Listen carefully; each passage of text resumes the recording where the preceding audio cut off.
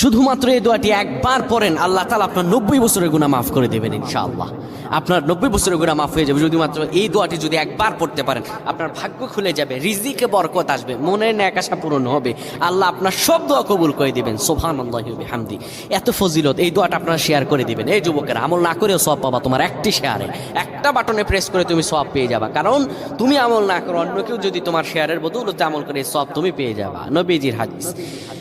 আমার ভাইয়েরা, আল্লাহর কাছে দোয়া করা, আল্লাহর কাছে দোয়া চাওয়া, এটি হলো মুমিনদের কাজ। আমার আল্লাহ বান্দাকে বলেন, বান্দারে উদউনি আস্তাজিব লাকুম, আমার কাছে চাও, আমার কাছে চাইলে আমি আল্লাহ তোমাকে দিয়ে দিব। কেউ যদি একবারে দোয়াটি পড়তে পারে, দোয়াটি হলো রব্বি ইন্নী যালামতু নাফসি ফাগফিরলি। কেউ যদি এই দোয়াটা একবার পড়তে পারে, আমার আল্লাহ তাআলা তার 90